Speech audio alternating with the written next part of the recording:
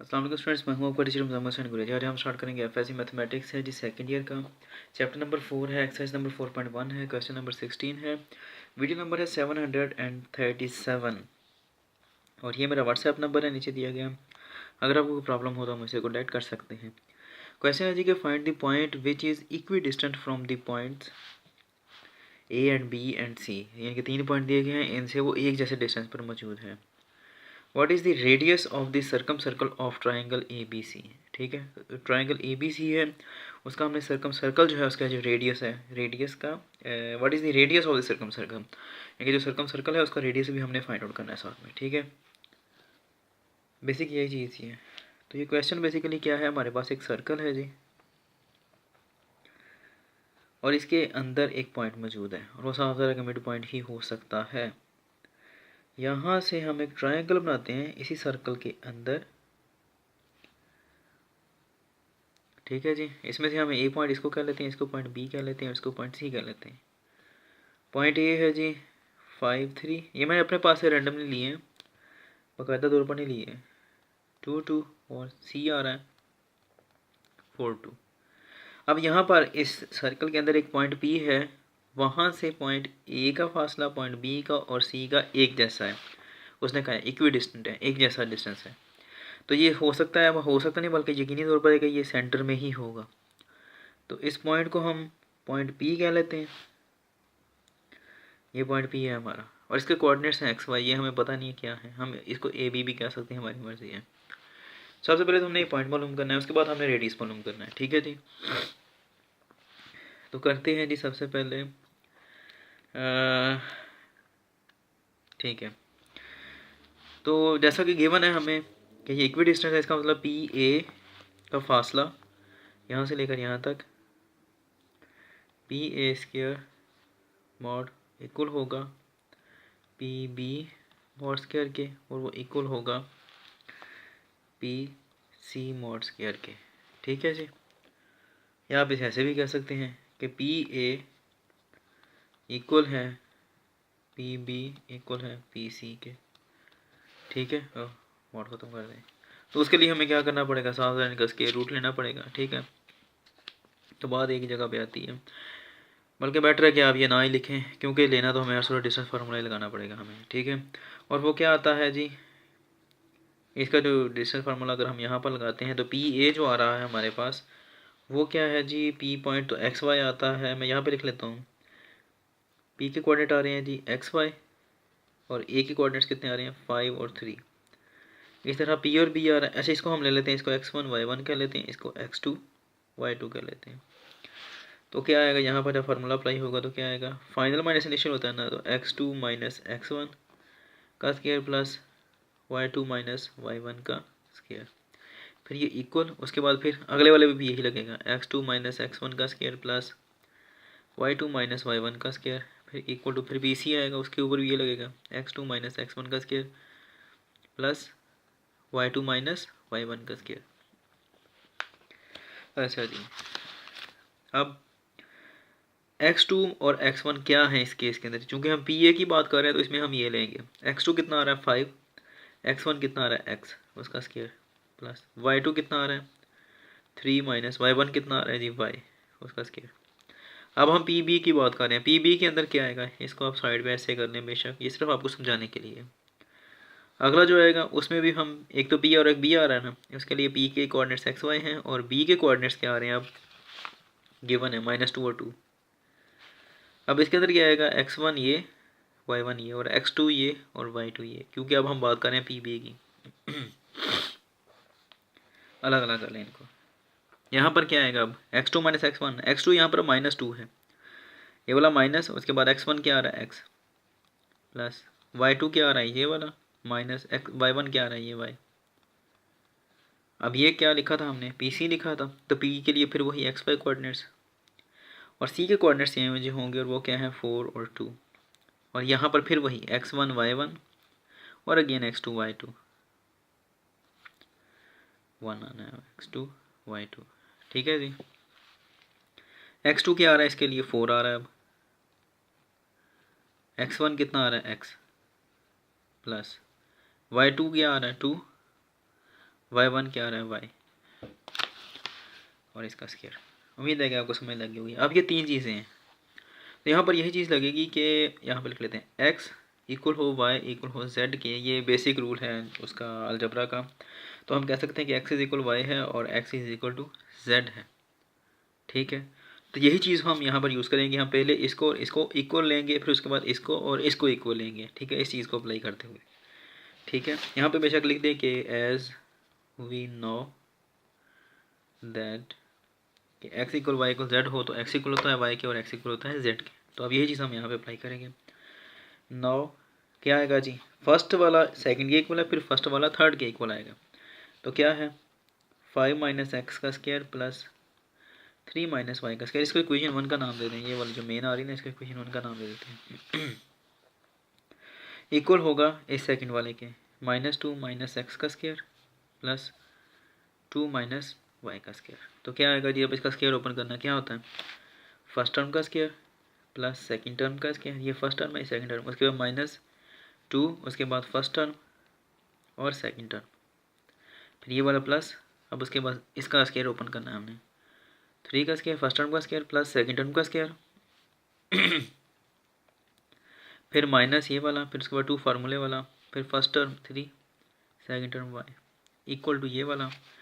अब उसके बाद फिर फर्स्ट टर्म क्या आ रही है -2, तो -2 का स्क्वायर फर्स्ट टर्म का स्क्वायर प्लस सेकंड टर्म का स्क्वायर, फिर उसके बाद ये माइनस फार्मूले वाला, उसके बाद फिर फर्स्ट टर्म, और फिर उसके बाद क्या आएगा जी, सॉरी -2 फार्मूले वाला, और फिर फर्स्ट टर्म फिर सेकंड टर्म, ठीक है जी। अब ये वाला प्लस, फिर फर्स्ट टर्म का स्क्वायर, फिर इसके ऊपर अब अप्लाई करना है सेकंड टर्म का स्क्वायर, फिर -2 फार्मूले वाला, फर्स्ट टर्म क्या आ रही है 2 और सेकंड टर्म क्या आ रही है y। काम लंबा हो गया है लेकिन कोई मसला नहीं है, समझाने के लिए किया है। 5 5 25 जमा एक्स स्क्वायर माइनस 10x जमा ये वाला, फिर 3 3 9 जमा वाई स्क्वायर, उसके बाद -3 2 6y इक्वल ये वाला, फिर उसके बाद -2 का स्क्वायर क्या होता है जी +2, और -2 का स्क्वायर क्या होता है +4, प्लस उसके बाद x square minus minus plus, और 2 ज़रब 2 4 एक्स 2 ज़रब 2 4, उसके बाद जमा वाई स्क्वायर, फिर -2 ज़रब 2 4 वाई। अब यहाँ से देखते हैं जी, अगर कोई चीज़ कैंसिल होती है, एक्स स्क्वायर से एक्स स्क्वायर कैंसिल हो जाएगा, वाई स्क्वायर से वाई स्क्वायर कैंसिल हो गया। अब इन सबको उठाकर इधर ले आते हैं, ये 25 है, 25 और 9 कितने होते हैं 34 34, फिर ये -10x ऐसे ही रहेगा, -6y भी वैसे ही रहेगा। इसको उठा के इधर ले आते हैं, ये 4x से जमा वाला इधर आके -4x हो जाएगा, ये -4x इधर आके जमा का 4y हो जाएगा, सॉरी 4y है माइनस का, इधर आके प्लस का हो जाएगा। ये 4 और 4 कितने हो गए 8 प्लस 8 होते हैं, इधर आके कितने हो जाएंगे -8, इधर सारे इधर आ गए हैं, तो पीछे क्या बचा 0। अब इनको करते हैं जी सॉल्व, x को x से करें तो ये कितना आ जाएगा -10 और 4 14x, ये कितना आ जाएगा प्लस माइनस माइनस क्या बचा 2 2y, क्योंकि 6 में से 4 निकाले 2, 34 में से 8 निकाले तो पीछे कितने बचे 26 जमा 26 इज इक्वल टू 0। अब यहाँ से क्या चीज़ कॉमन हो रही है, अगर देखा जाए तो -2 कॉमन हो गया, माइनस से माइनस कैंसिल आउट हो गया, 2 7 14, माइनस से माइनस कैंसिल हो गया, प्लस 1 गया, 2 से 2 कट गया, पीछे क्या बचा 1, प्लस माइनस माइनस, और उसके बाद 2 13 26। तो हम कह सकते हैं कि 7x plus y -13 is equal to 0 हो सकता है, लेकिन -2 ये वाला जो है ये इक्वल टू 0 नहीं है, ठीक है जी। इसको ऊपर वाली को इक्वेशन 1 नाम दिया था, अब इसको इक्वेशन 2 कर लेते हैं। अब हमने क्या करना है, यही वाली इक्वेशन से मैंने आपको बताया था कि x इक्वल वाई हो तो x इक्वल टू जेड भी होता है। पहले हमने इसको लिया था, अब हम इसको और इसको लेंगे, ठीक है, और वो मैं यहीं पे लिख लेता हूँ। अभी क्या आ रहा है जी 5 माइनस एक्स का स्क्वायर प्लस 3 माइनस वाई का स्क्वायर इक्वल होगा अब किसके, इस वाले के, ठीक है, और वो क्या है 4 माइनस एक्स का स्क्वायर प्लस 2 माइनस वाई का स्क्वायर, ठीक है। अब मैं डायरेक्ट ओपन करने लगा हूँ, आप भी देख लीजिएगा। फर्स्ट टर्म का स्क्वायर 5 5 25, फिर उसके बाद क्या आएगा प्लस सेकंड टर्म का स्क्वायर, एक्स का स्क्वायर एक्स स्क्वायर हो जाएगा, फिर ये -2 फार्मूले वाला, 2 फार्मूले वाला जो है वो मल्टीप्लाई होगा इस 5 से, 5 2 10x, ये दोनों मल्टीप्लाई होते हैं और साथ में 2, ठीक है, 5x और साथ में 2 10x हो जाएगा, प्लस ये वाला प्लस है, 3 का स्क्वायर 9 उसके बाद फिर ये प्लस लाजमी आएगा, उसके बाद वाई का स्क्वायर आ जाएगा, फिर ये माइनस, उसके बाद 2 फार्मूले वाला जो है वो इन दोनों के साथ मल्टीप्लाई होगा। ठीक है, 2 ज़रब 3 6 और वाई कितना आ जाएगा 6y इज इक्वल टू, अब उसके बाद फिर ये अगला आ जाता है, 4 का स्क्वायर 16 होता है, फिर उसके बाद प्लस x का स्क्वायर, उसके बाद माइनस लगाना है लाजमी क्योंकि यहाँ पर माइनस है इसलिए ये माइनस लगेगा, और 2 फार्मूले वाला जो है वो इसके और इसके साथ मल्टीप्लाई होगा, ये 4x है और वो 2 मल्टीप्लाई कितना हो जाएगा 8x, जमा अब 2 का स्क्वायर 4 जमा y का स्क्वायर वाई स्क्वायर, उसके बाद फिर ये माइनस लगना है, फिर जो 2 फार्मूले वाला वो इन दोनों के साथ मल्टीप्लाई होगा, ये 2y है मिल के। ठीक है, दोनों को मल्टीप्लाई करें 2y बन जाता है 2y और 2 फार्मूले वाला कितना हो जाएगा 4y। अब फिर वही काम जो ऊपर किया था कि जो कैंसिल होता है कैंसिल कर दें, बाकी इधर लें वाई स्क्वायर से वाई स्क्वायर कट गया, एक्स स्क्वायर से एक्स स्क्वायर कट गया, बाकी इधर लें क्या आता है जी, ये 25 है और 9 जमा और यहाँ आपस में कितना आता है जी, ये भी 34 ही, उसके बाद माइनस 10x आ गया जी, फिर ये माइनस 6y इक्वल्स टू 16 और 4 कितने होते हैं 20 होते हैं, उसके बाद ये माइनस 8x और माइनस 4y। अब इनको उठा कर इधर लें तो कितना आता है, और साथ ही सॉल्व ना कर लें, चले रहने देते हैं, 34 और ये 20 वाला है ना प्लस वाला, इधर आगे कितना हो जाएगा माइनस 20 वाला, तो 34 में से 20 निकाले, पीछे कितने बचते हैं, पीछे बचते हैं 14 तो मैं इसको सॉल्व करने लगा हूँ साथ ही 14। ठीक है, ये माइनस 10x है, ये इधर आके प्लस 8x हो जाएगा, ये माइनस 8 है ना, इधर आके प्लस 8 हो जाएगा, तो 8 में से 10 निकाले, सॉरी 10 में से 8 निकाले तो पीछे कितने बचे 2x, ये इधर आके प्लस हो जाएगा तो क्या होगा 6 में से 4 निकाले पीछे कितने बचे 2y इज इक्वल टू 0, क्योंकि ये सारे इधर आ गए तो 0 हो गया। अच्छा जी, अब इसमें से मज़ीद कॉमन का लेते हैं, 2 कॉमन हो, बल्कि 2 तो नहीं खैर कॉमन होता, पहले इसको तरतीब देते हैं, माइनस 2x माइनस 2y और प्लस 14 इज इक्वल टू 0। अगले पेज पे चलते हैं जी, क्या है माइनस 2x और minus 2y plus 14 is equal to 0।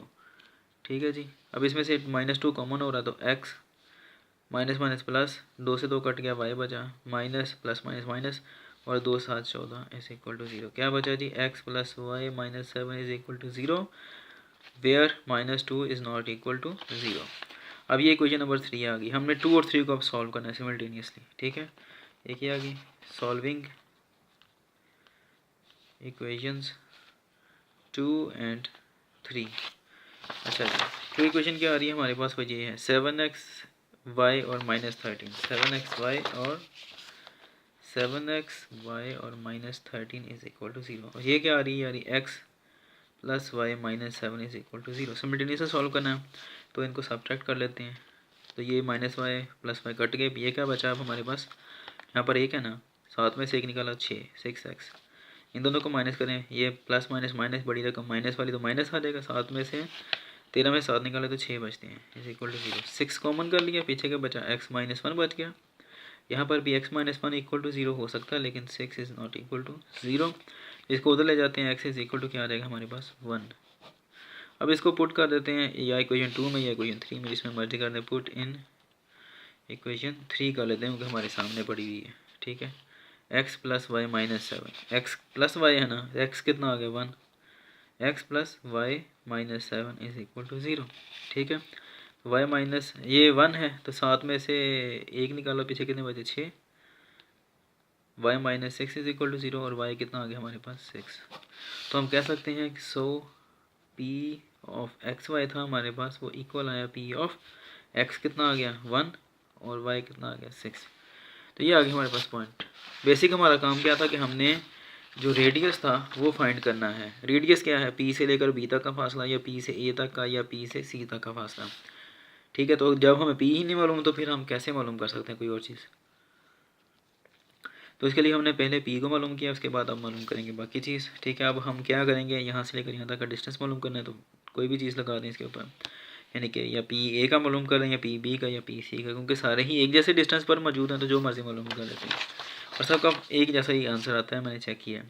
तो हम यहाँ पे क्या लेते हैं कि रेडियस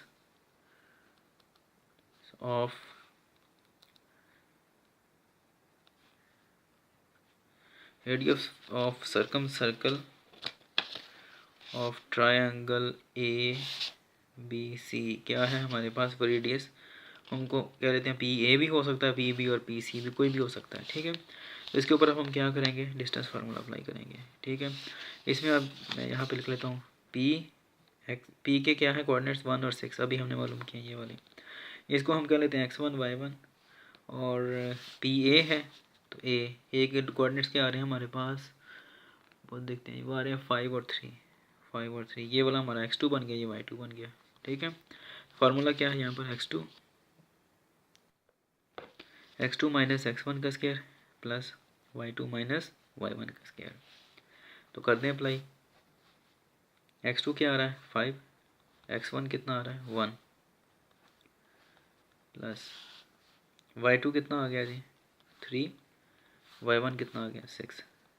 इजी है, 5 में से 1 निकला 4, 4 का स्क्वायर जमा कितना आ गया -3 इसका स्क्वायर कितना आता है जी 4 4 16 जमा 3 3 9 कितना आ गया 4 4 16 जमा 3 3 9, ये कितना आ गया स्क्वायर रूट ऑफ 25 और वो कितना आता है 5। तो ये हमारा आंसर है जी पी ए मोड, जिसको हम रेडियस आर भी कह सकते हैं। ठीक है, तो उम्मीद है कि आपको समझ लग गई होगी, अगर समझ ना लगे तो आप मुझसे कॉन्टैक्ट कर सकते हैं। अब इंशाल्लाह नेक्स्ट वीडियो में आपसे मिलता हूँ, तब तक के लिए अपना ख्याल रखिएगा, मुझे दुआ में याद रखें, मेरे चैनल को सब्सक्राइब करें, वीडियोस को लाइक और शेयर करना मत भूलिएगा और अपने दोस्तों को भी बताएगा मेरे इस चैनल में। और अभी एक लास्ट चीज़ रह गई है जिसका मैं कंसेप्ट आपको क्लियर कर दूँ, मैं बता देता हूँ वो क्या चीज़ है। उस वक्त मैंने कह दिया था ऐसे लिख लें, वो भी बता देता हूँ। और वो ये है जी कि यहाँ पर मैंने ये कहा था ना कि पहले इसको लिखा है मैंने, बाद में कैंसिल कर इनका रहने दें। उसकी वजह ये है कि अगर आप लेट्स सपोज करते हैं ना पी ए और पी ए इक्वल है पी बी के, ठीक है, स्क्वायर नहीं लेते हैं, तो फिर आपको क्या करना पड़ेगा, स्क्वायर रूट लेना पड़ेगा दोनों साइडों पर, और फिर आपको स्क्वायर रूट ख़त्म करने के लिए दोनों साइडों पर फिर स्क्वायर लेना पड़ेगा। तो इसलिए बेटर यही है कि आप शुरू में स्क्वायर ले लें। ठीक है, तो आप ऐसे भी कर लेंगे ना, इस तरह भी, तो वो भी चल जाएगा, लेकिन बाद में फिर आपको स्क्वायर ही लेना पड़ेगा। तो इसलिए मैंने कह दिया था कि ये रहने दे, कोई मसले वाली बात नहीं है। ठीक है, अल्लाह हाफिज़ जी।